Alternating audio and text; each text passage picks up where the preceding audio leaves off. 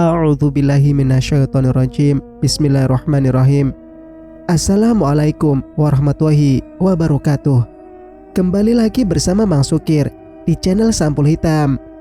Dan untuk cerita kali ini, Mang Sukir akan melanjutkan cerita yang sebelumnya yang berjudul Warisan Mbah Kakung.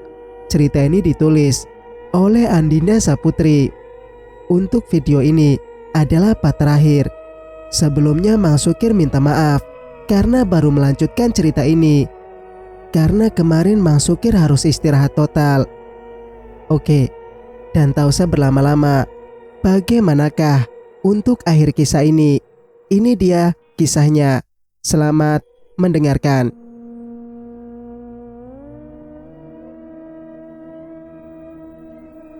Sepinya, ucapku begitu menutup pintu kamar dan berjalan ke kamar ibu. Andai saja ibu seperti warga kampung yang lain yang mengadakan acara selamatan setelah ada peristiwa kematian, mungkin suasana malam ini tidak akan sesepi ini. Gumamku sambil menghentikan langkah kakiku dan membuka pintu kamar ibu. Astagfirullah. Aku terperanjat ketika melihat seorang wanita sedang duduk di samping tempat tidur dengan posisi membelakangiku. Ia seperti sedang memperhatikan adikku yang sedang tertidur pulas. Perlahan sosok itu mulai meraih adikku dengan kedua tangannya. Ya Allah, jangan, jangan. Ci, kamu sedang apa? Tiba-tiba suara seseorang yang tidak asing membuyarkan perhatianku dari wanita itu. Sosok wanita tersebut seketika menghilang. Kamu sedang apa, Ji? Tanya ibu saat aku menoleh ke belakang. Adik, Bu. Adik. Jawabku gemetar. Iya, adik kamu kenapa, Ji? Tanya ibu heran melihatku terpaku di depan pintu kamar tanpa memberi jawaban apapun. Tadi Panji melihat ada seorang wanita di kamar ini, Bu. Duduk di sisi kasur dan ingin menggendong adik. Aku menjelaskan dengan gemetar. Kemudian ibu memberikan isyarat agar aku menghentikan ucapanku. Sebaiknya malam ini kamu ajak adik kamu tidur di kamar ibu saja, Ji. Ibu merasa ada sesuatu yang buruk yang tengah mencoba memberikan teror pada keluarga kita. Ucap ibu yang diikuti dengan ekspresi tidak nyaman di wajah Mbak Arum. Setelah itu aku bergegas keluar dari kamar untuk mengajak Bani pindah ke kamar ibu. Singkat cerita, malam semakin beranjak larut. Angin malam yang menembus celah-celah lubang angin membuat aku dan Bani melipat tubuh kami di dalam kain sarung agar terasa hangat. Mas, kenapa, Ban? Tanyaku begitu melihat Bani mengeluarkan kepalanya dari dalam sarung dan memutar bola matanya ke seluruh sudut ruangan kamar. Kamu bisa bayangin tidak, Mas, kalau setiap malam kita akan seperti ini, terdiam dalam rasa takut, tanpa berani melakukan apapun di rumah ini. Aku tidak mau membayangkannya, Ban, karena aku yakin semua ini pasti akan berlalu. Ucapku sambil melihat langit-langit kamar. Cukup lama aku dan Bani kembali terdiam dalam keheningan. Samar-samar terdengar suara yang menandakan kehadiran seseorang.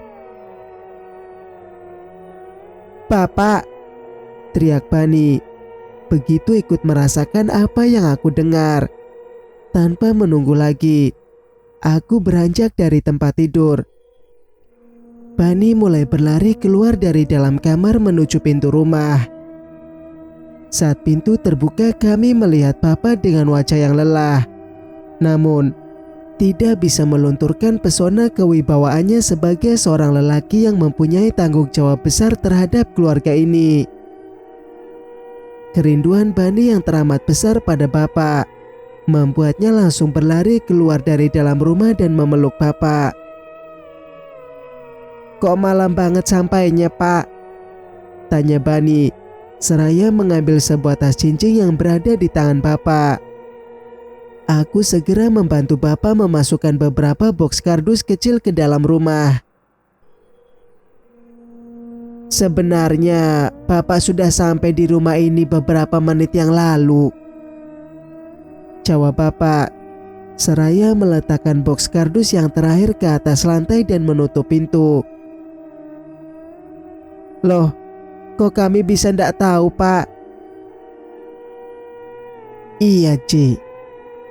Tadi bapak memang sengaja tidak mengetuk pintu rumah karena bapak ada sedikit keperluan dengan Mbah Pon," jawab bapak sambil menghempaskan tubuhnya di kursi dan melepaskan sepatu yang dikenakannya.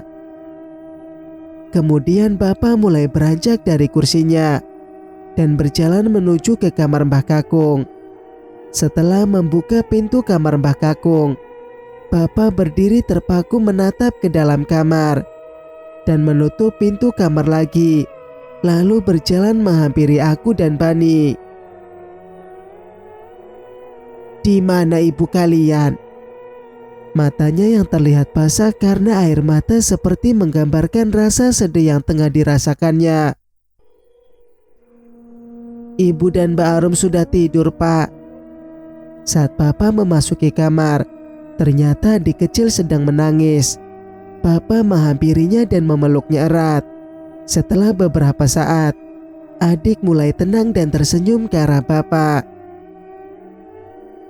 "Jangan takut untuk berbicara apapun kepada Bapak, Nak. Bapak selalu siap mendengarkan dan membantu kalian," ucap Bapak dengan lembut. Mendengar perkataan Bapak, aku dan Bani merasa tersenyum haru. Sekarang, keluarga kami akhirnya bisa merasakan kebahagiaan setelah beberapa waktu merasa cemas dan takut. Kehadiran Bapak di kamar disambut rasa sukacita di wajah ibu, seakan tidak bisa lagi menutupi kerinduannya. Terlihat Bapak menghampiri ibu dan mencium keningnya. Ini adalah sebuah momen di mana aku bisa melihat kembali ekspresi rasa nyaman di wajah ibu. Setelah dalam beberapa hari belakangan ini, ia terjebak dalam situasi buruk di rumah. "Alhamdulillah, Bu. Kalian semua baik-baik saja. Tadi setelah Bapak sampai di rumah, Bapak sengaja mampir ke rumah Mbah Pon untuk menanyakan apa yang sebenarnya terjadi di rumah ini. Maafkan Ibu yo, Pak. Karena selama Bapak pergi, Ibu tidak bisa menjaga ketentraman di rumah. Banyak hal buruk yang terjadi setelah kepergian Bapak," ucap ibu penuh rasa bersalah. Bapak tersenyum seakan tidak mempermasalahkan apa yang sudah terjadi. "Sebaiknya kamu istirahat dulu, Bu. Besok kita bicarakan semuanya. Kebetulan besok Papa memang sengaja mengundang Mbah Pon untuk datang ke rumah." "Mbah Pon? Untuk apa, Pak?" Singkat cerita, suasana begitu tegang dan serius ketika pagi itu Mbah Pon tiba di rumah Bapak. Dari teras depan, terdengar suara Bapak dan Mbah Pon yang tengah terlibat dalam pembicaraan yang terkesan sangat penting. Tampaknya pembicaraan mereka masih berkutat pada Mbah Kakung yang telah meninggal dunia. Bapak terlihat gelisah. Ia berjalan keluar masuk dari kamar Mbah Kakung seakan mencari sesuatu. Setelah beberapa saat Bapak memanggil namaku, membuat hatiku berdebar tak karuan. Apa yang sedang terjadi? Apa yang mereka bicarakan tentang Mbah Kakung? "Ada apa, Pak?" tanyaku. mencoba mengetahui alasan dibalik kegelisahan bapak pagi itu. "Cincin itu yang Mbah maksud, Mar," sahut Mbah Pon. "Sini tanganmu, Ci." Tanpa ragu, aku mengulurkan tangan ke arah bapak. Dengan mudahnya bapak melepaskan cincin dari jari tanganku. Hal ini membuatku terkejut. Bagaimana mungkin? Sedangkan tempo hari cincin ini tak bisa dilepaskan saat Mbak Arum menariknya. Mbah Pon terlihat mengangguk-angguk, seakan ini adalah sesuatu yang telah diperkirakannya. Aku merasa semakin bingung, tidak tahu apa yang sedang terjadi. Suasana begitu misterius, membuatku merasa tidak nyaman di tengah-tengah situasi ini. "Sekarang kamu percaya kan, Mar? Dengan apa yang Mbah katakan? Mudah-mudahan setelah maghrib nanti kita bisa sama-sama membuktikannya," seru Mbah Pon. Bapak hanya mengangguk pelan. Aku benar-benar tidak mengerti apa yang mereka bicarakan. Mengapa mereka merahasiakan arah pembicaraan ini dariku atau orang lain? Apa yang akan terjadi setelah maghrib nanti? Segala pertanyaan yang menghantuiku terus berputar di kepala. Singkat cerita, "Mbah Pon sudah pulang, Ci?" tanya ibu begitu melihat kehadiranku di kamarnya. "Kamu kenapa, Ci? Kok diam saja toh?" Aku menghela napas. "Entahlah, Bu. Panji agak kesal sama Bapak. Sepertinya Bapak dan Mbah Pon tengah merahasiakan sesuatu dari kita." "Mungkin itu hanya perasaanmu saja. Ibu sangat mengenal baik bapakmu. Apapun yang Bapak lakukan, pasti ditunjukkan untuk memberikan yang terbaik bagi keluarga kita.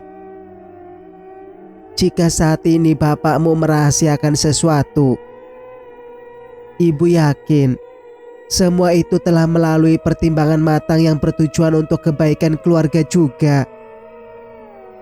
Perkataan bijaksana ibu meredakan rasa kesal yang aku rasakan, meskipun tidak sepenuhnya menghilangkan pertanyaan yang masih menggantung di hati.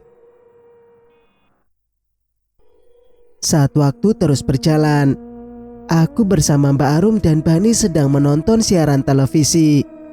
Sedikit terganggu oleh tingkah laku bapak yang terlihat sedang mondar-mandir di teras depan, seakan sedang memecah sebuah masalah. "Bapak kenapa, Toji?" "Aku ndak tahu, Mbak. Sepertinya Bapak mulai terlihat aneh semenjak terlibat dalam pembicaraan serius dengan Mbah Pon tadi." "Pembicaraan serius?" "Iya.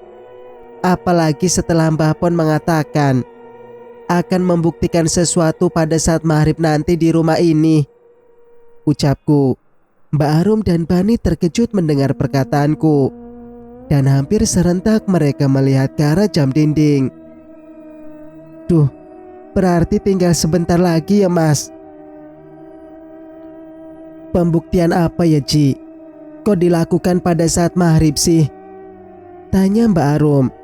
Namun, sebelum aku memberikan jawaban, terdengar suara seseorang yang mengucapkan salam dan dijawab Bapak. Terdengar suara seseorang yang mengucapkan salam dan dijawab Bapak. "Itu Mbah Pon ya?" Kumam Bani begitu melihat seorang lelaki tua menyalami Bapak. Dan tidak lama kemudian, terlihat Pak Udin tiba di teras depan. "Kok perasaanku jadi ndak enak gini ya, Ji?" ucap Mbak Arum, seraya memperhatikan pembicaraan antara Bapak dengan Mbah Pon. "Mbak, mending temani ibu di kamar ya. Sudah hampir maghrib," ucapku. Mbak Arum pun angkat kaki dan masuk ke dalam kamar. Tak lama setelah itu, terdengar azan maghrib mulai berkumandang. Kabut tipis turun dan memberikan kesan dingin pada udara sekitar. Aku dan Bani masih duduk di depan TV. memperhatikan apa yang sedang terjadi di teras. "Ci, tolong buatkan segelas kopi pahit," pinta Bapak begitu memasuki rumah. Bapak mempersilahkan Mbah Pon dan Pak Udin untuk langsung masuk ke kamar Mbah Kakung. "Segelas apa 2 gelas, Pak?" "Segelas saja. Nanti antar ke kamar Mbah Kakung ya." Setelah beberapa saat aku selesai membuat kopi, aku bergegas ke kamar Mbah Kakung. "Pak, ini kopinya," seruku. Pak Udin membuka pintu kamar, mengambil segelas kopi pahit yang aku bawa, lalu kembali menutup pintu kamar tanpa berkata apa-apa.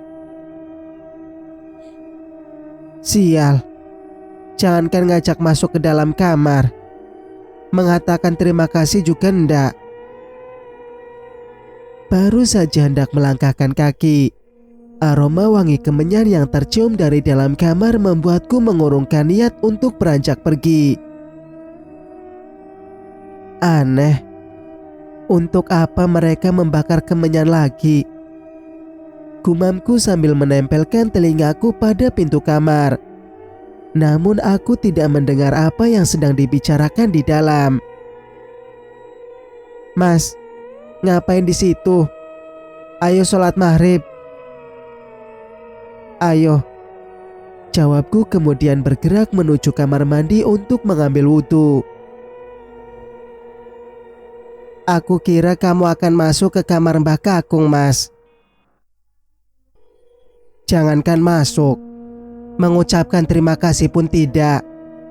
Kalau aku tahu, lebih baik Mbak Arum saja yang membuat kopi. Aku duluan yang mengambil wudhu, Ban." Saat aku membasuh wajah, tiba-tiba tercium aroma busuk yang sangat menyengat. Aku menatap Bani, dan dia juga menatapku. "Edan, bau apa ini, Mas?" "Aku juga ndak tahu, Ban. Sepertinya bau ini seperti bau bangkai tikus," jawabku, mencoba mencari sumber bau yang tidak sedap tersebut. Saat kami masih bingung dengan bau itu, tiba-tiba kami melihat Bapak, Mbah Pon, dan Pak Udin berjalan menuju halaman belakang. Pak Udin membawa sebuah plastik hitam dan sebuah wadah yang berisi kemenyan. Kepulan asap putih yang keluar dari kemenyan sedikit menghilangkan bau busuk yang kami rasakan. Kami hanya bisa saling bertatapan sebelum akhirnya mengikuti mereka ke halaman belakang. "Mau apa mereka, Mas?" "Tidak tahu aku, Ban. Tapi..." Belum sempat melanjutkan ucapanku, terlihat Mbah Pon mengambil posisi bersila agak jauh dari sumur. Kemudian kemenyan itu diletakkan di hadapannya. Mbah Pon terdiam beberapa saat, lalu mulutnya terlihat komat kamit seperti membaca sesuatu dengan tangan yang mengepal. Kemudian meletakkan di atas kepulan asap putih itu. Dalam jarak yang sedekat ini, aku bisa melihat sesuatu berada dalam genggaman tangan Mbah Pon. Cincin itu. Cincin yang digenggam Mbah Pon bergetar hebat. Percikan dari api kemenyan terlihat membumbung tinggi seperti kembang api. Seperti tertiup oleh hembusan angin, kembang api tersebut melayang-layang di udara sebelum akhirnya bergerak jatuh ke dalam sumur dan menimbulkan suara ledakan yang cukup keras. "Turunkan ember itu, Din," pinta Mbah Pon. Dengan sigap Pak Udin mulai menurunkan tali timba ke dalam sumur. Sesaat setelah Pak Udin selesai menurunkan tali timba tersebut, tali itu mulai bergoyang-goyang seperti ada sesuatu yang telah menggoyang-goyangkannya dari dalam sumur. Kemudian Mbah Pon meminta Pak Udin untuk kembali menarik tali timba tersebut. "Mas, lihat. Mas, lihat," seru Bani. Begitu melihat Pak Udin berhasil menarik tali timba ke atas, sebuah benda ikut tersangkut di dalam ember. Itulah benda yang selama ini aku cari.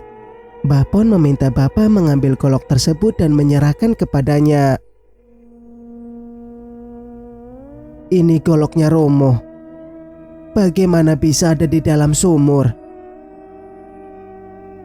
Iya Damar. Ini milik Romomu. Golok ini luar biasa jahatnya. Hanya dengan menyentuhnya saja, telapak tangan Mbah seperti terbakar. Ujar Mbah Pon seraya memperlihatkan kulit telapak tangannya yang memerah. Sambil merapal sesuatu, Mbah Pon kembali mengambil golok tersebut dan menempatkannya bersama dengan cincin bermata batu hitam yang berada di dalam genggamannya. Mbah, bagaimana golok Romo bisa berada di dalam sumur? Tanya Bapak. Mbah Pon terdiam sejenak, lalu meletakkan tangannya di atas kemenyan. Matanya terpejam dan tampak seperti ia sedang merenung atau merasakan sesuatu dengan lebih dalam.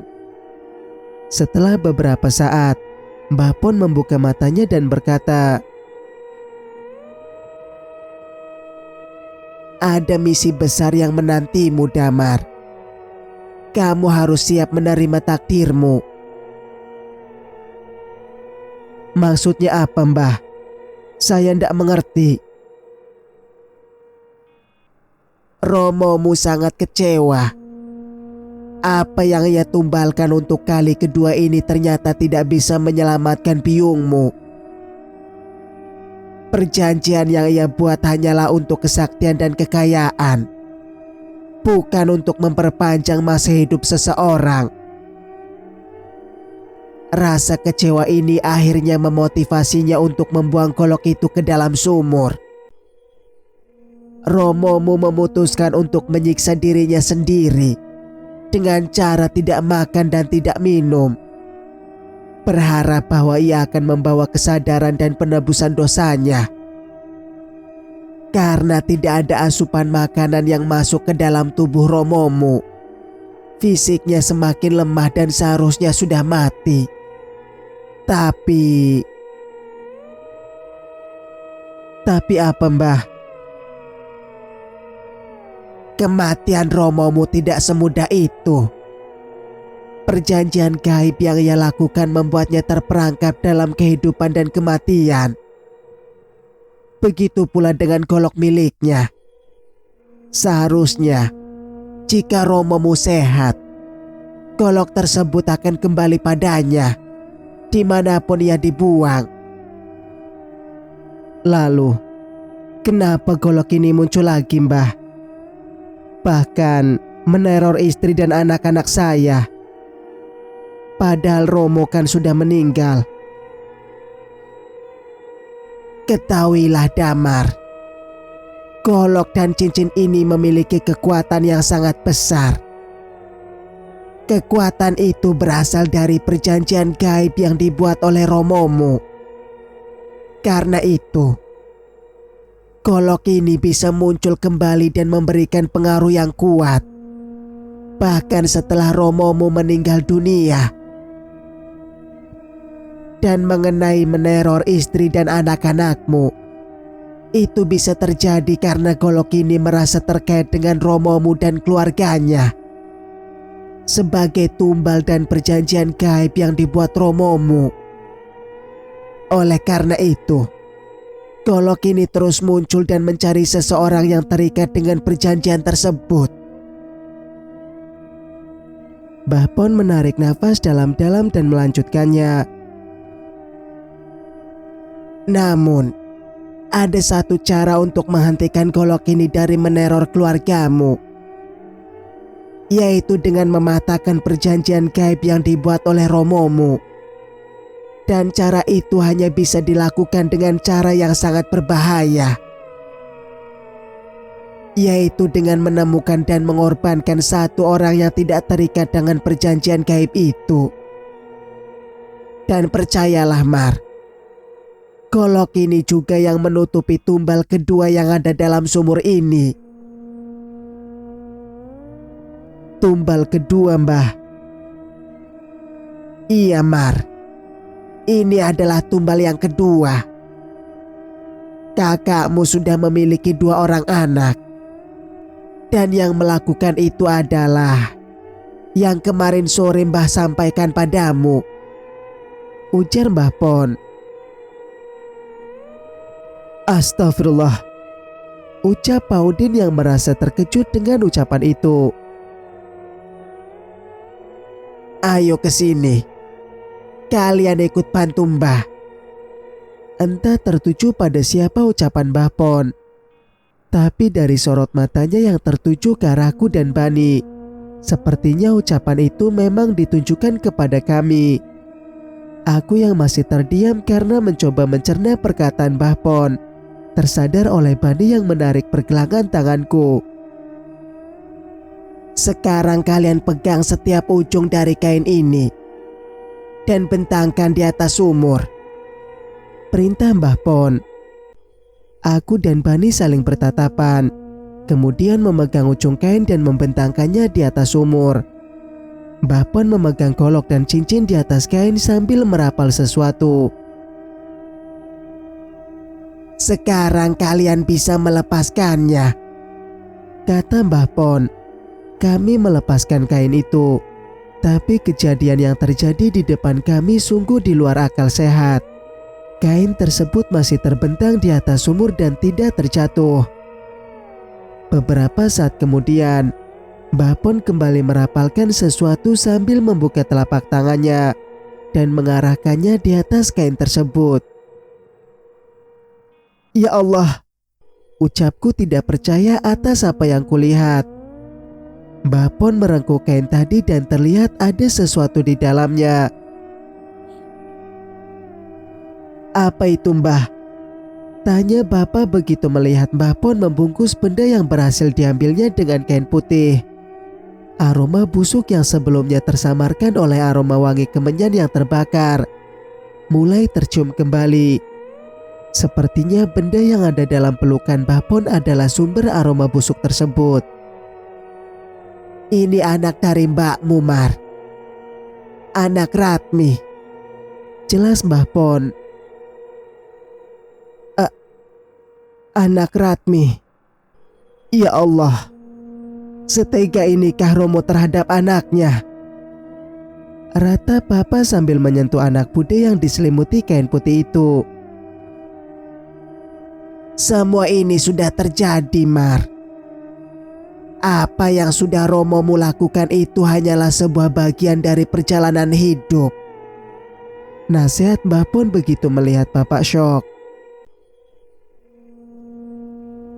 Apa yang harus kita lakukan selanjutnya, Mbah? Seperti yang sudah Mbah katakan sebelumnya, Mbah hanya bisa membantumu sebatas ini, Mar. Setelah ini, Mbah akan meminta Paudin untuk membuang kedua benda ini ke tempat yang jauh, ucap Mbah Pon yang dibalas anggukan oleh Paudin. Kalau benda ini nantinya kembali lagi ke rumah ini, berarti... Belum sempat Mbah Pon mengakhiri perkataannya, terlihat Papa memberikan isyarat agar Mbah Pon tidak meneruskan. Baiklah, kalau begitu, supaya tidak menimbulkan omongan dari warga kampung, kita akan menguburkan anak mbakmu ini tengah malam nanti. Pak, perlukah Ibu dan Mbak Arum diberitahukan tentang penemuan anak bude ini? Tanyaku. Papa terdiam, seakan ragu. Mbah Pon bersuara memberikan saran agar aku memberitahukan hal ini pada ibu. Karena biar bagaimanapun ibu adalah adik dari bude, meskipun bukan adik kandung. Sepertinya ini waktu yang tepat untuk menguburkan anak budemu, Mar, ucap Mbah Pon. Iya, Mbah. Sebaiknya kalian tunggu di rumah menemani ibu. Biar Bapak dan Mbah Pon saja yang menguburkan anak bude. Papa mengelus rambut kami, seolah tidak ingin menunda prosesi pemakaman. Bapak mengambil cangkul yang ada di halaman belakang, lalu membungkusnya dengan kertas.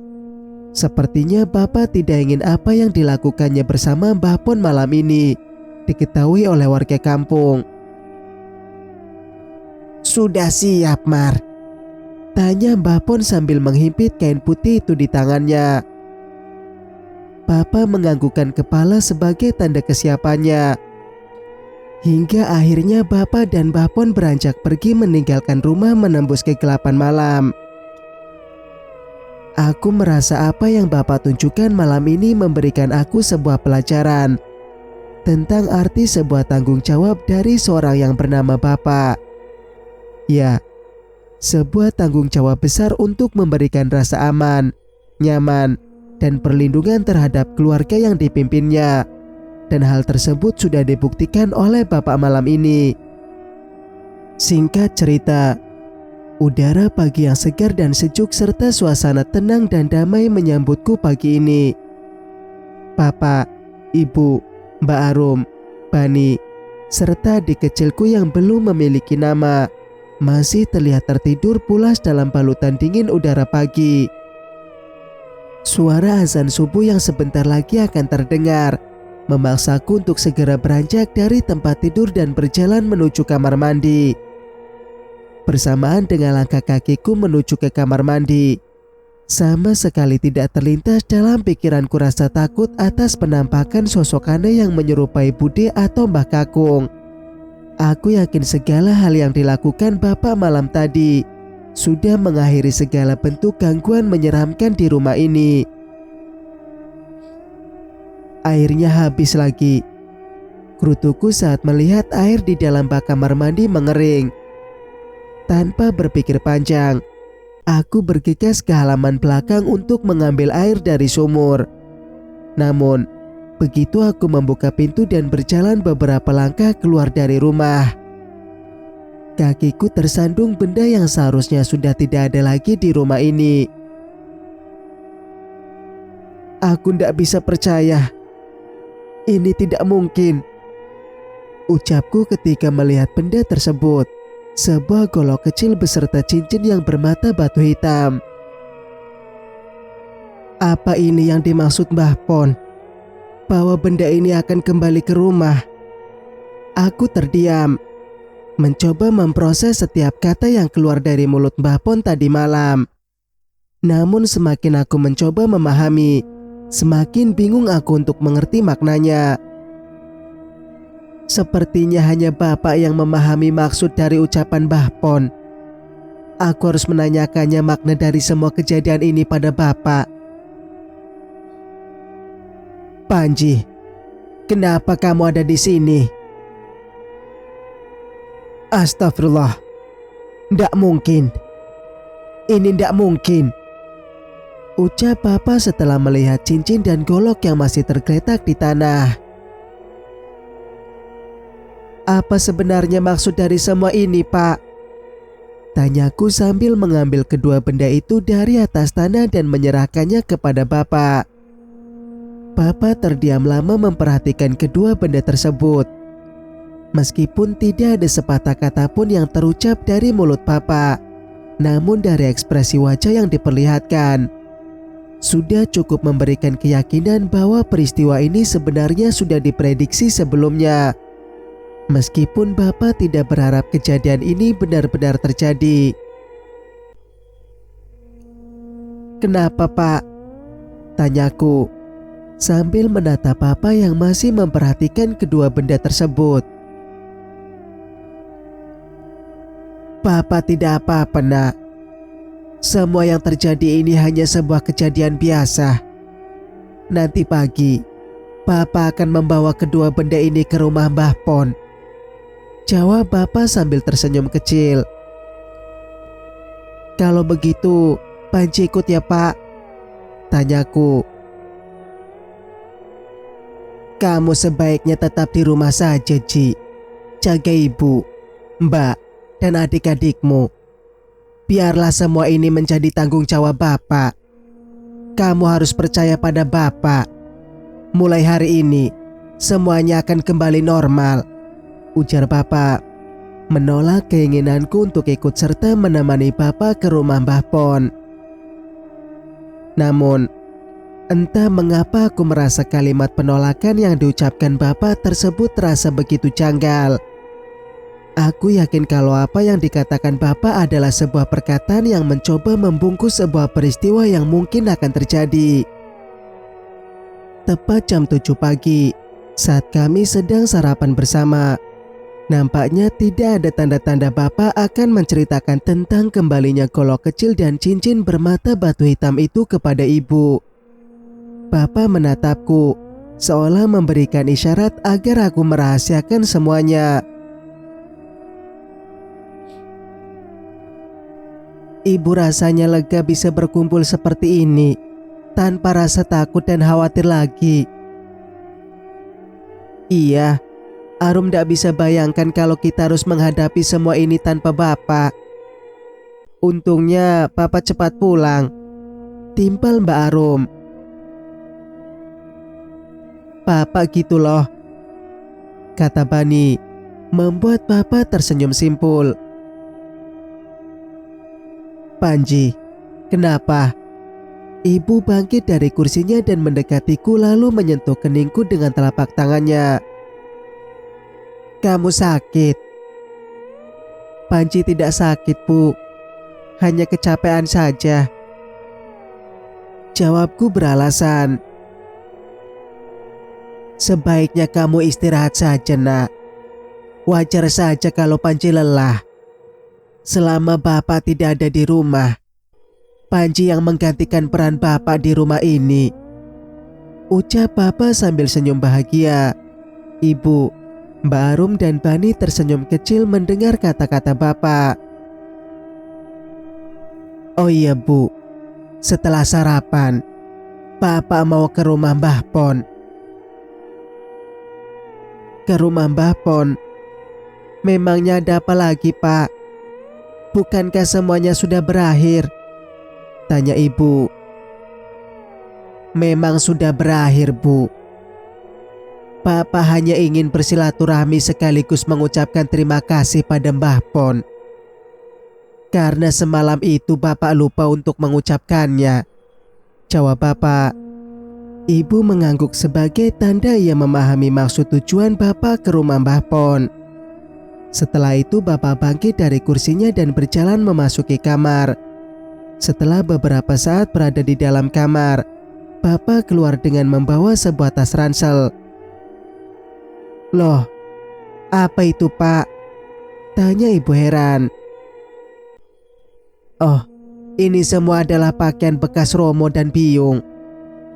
Bapak ingin menyerahkannya ke Mbah Pon. Siapa tahu bisa mereka gunakan lagi, ujar Bapak. Betul Pak, daripada dibuang, lebih baik disumbangkan, ucap Mbak Arum. Kalau begitu Bapak ke rumah Mbah Pon dulu. Ibu mencium tangan Bapak. Begitu juga dengan Mbak Arum dan Bani. Panji, tegur Ibu ketika melihatku masih terdiam di kursi. Bapak berjalan mendekatiku sambil tersenyum.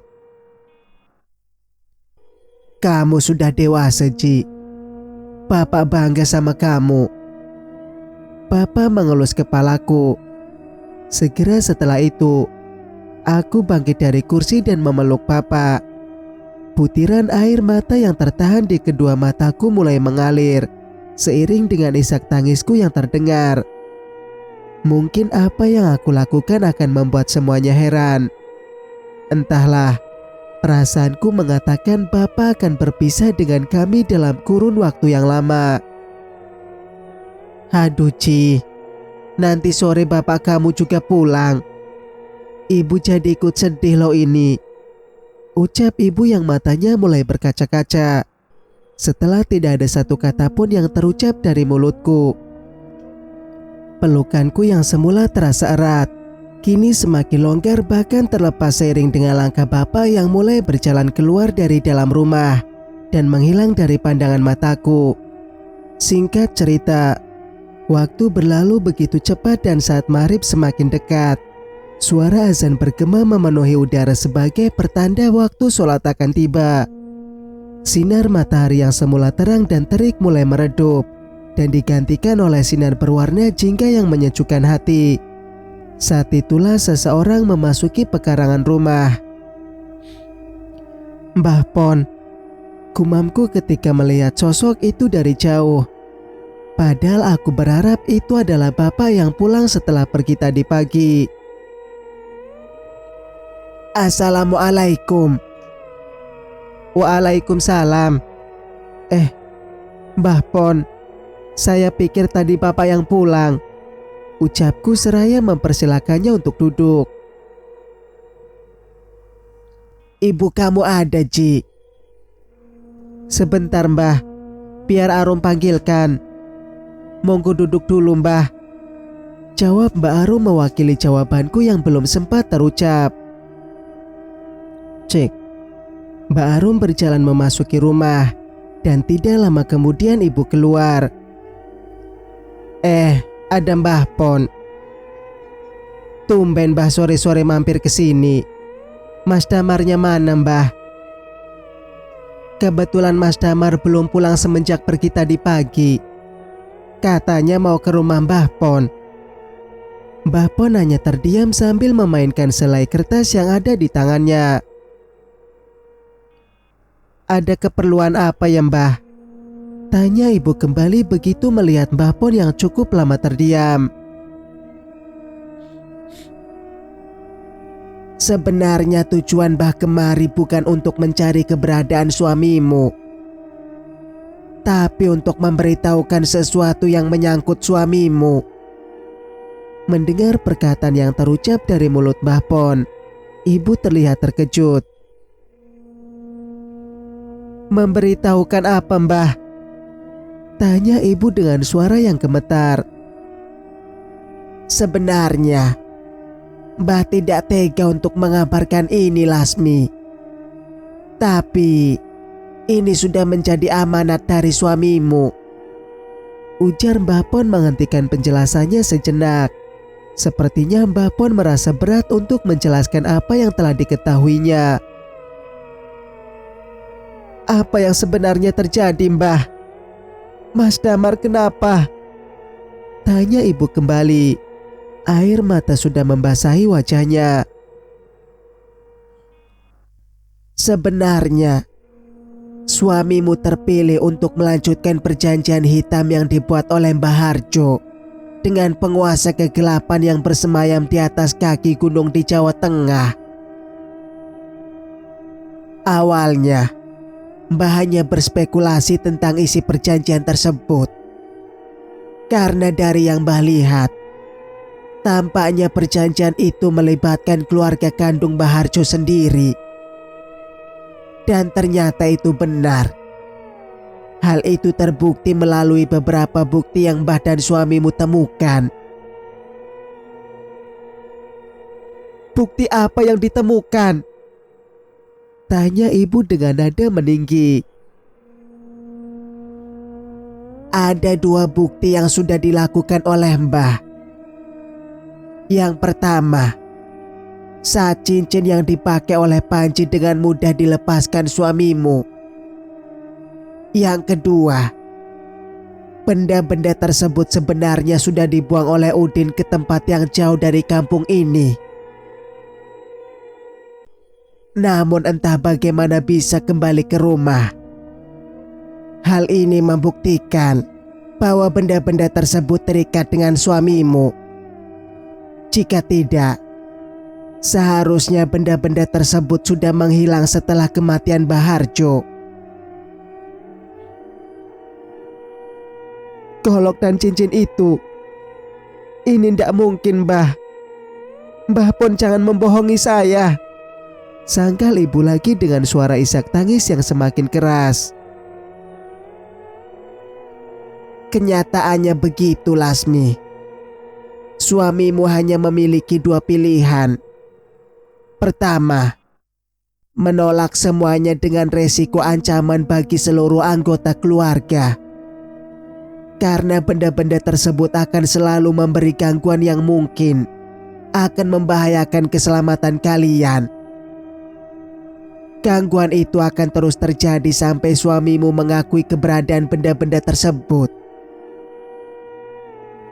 Pilihan kedua, suamimu mengakui keberadaan benda-benda tersebut, sekaligus mewarisi perjanjian kesaktian dan kekayaan yang telah dibuat Mbah Harjo pada penguasa kegelapan yang bersemayam di atas kaki gunung sana. Semua itu juga ada harganya, Lasmi. Apa yang dilakukan Mbah Harjo terhadap Ratmi adalah syarat dari perjanjian ini. Anak yang dilahirkan oleh kakak iparmu adalah darah daging dari Mbah Harjo. Dan darah daging itu harus menjadi korban untuk mencapai kesempurnaan perjanjian itu. Apa, Mbah? Ucapku memastikan kalau aku tidak salah dengar. Aku sama sekali tidak menyangka jika di dunia ini ada orang yang tega berbuat seperti itu, hanya untuk kesaktian dan kekayaan. Iya, Ci. Dan harga itulah yang harus dibayar suamimu jika harus meneruskan perjanjian yang sudah Mbah Harjo buat. Dan pagi tadi, suamimu datang ke rumah Mbah dengan membawa kedua benda tersebut. Disitulah Mbah menjelaskan tentang apa yang telah Mbah ketahui. Hingga akhirnya, suamimu memutuskan untuk pergi entah kemana. Berarti Bapak meneruskan perjanjian itu? Tanyaku sambil mencoba menahan air mata yang sudah menggenang untuk tidak tumpah. Entahlah, Ci. Hanya bapakmu yang mengetahuinya. Mungkin jawabannya ada di kertas ini. Kertas ini dititipkan oleh bapakmu untuk diserahkan kepada kalian. Jawab Mbah Pon sambil menyerahkan kertas itu ke tanganku. Setelah itu, aku serahkan pada ibu. Lama ibu terdiam hingga akhirnya ibu memutuskan untuk membacanya. Maaf, mungkin itulah kata yang tepat untuk Bapak tulis di kertas ini. Apa yang sudah Bapak putuskan ini semata-mata untuk keluarga kita. Mungkin saat kalian membaca surat ini, Bapak sudah berada di suatu tempat di mana Mbah Kakung kalian memulai semua perjanjian itu. Dan di tempat itu jugalah Bapak akan mengakhirinya. Terikatnya Bapak dengan semua perjanjian ini membuat Bapak tidak mempunyai pilihan lain selain mengakhirinya. Semoga apa yang Bapak lakukan adalah sebuah jalan terbaik untuk keluarga yang sudah Bapak bangun. Rasa cinta dan sayang Bapak terhadap kalian menanamkan keberanian di hati Bapak untuk melakukan semua ini. Teruntuk Panji, jadilah imam yang baik untuk keluarga kita.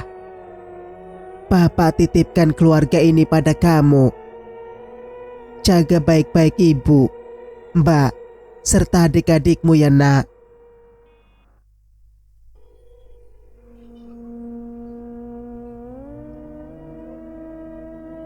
Cerita pun selesai. Semoga cerita ini dapat memberikan pembelajaran kepada kita semua. Dan nantikan cerita-cerita yang lain di video berikutnya. Mang Sukir pamit. Wassalamualaikum warahmatullahi wabarakatuh.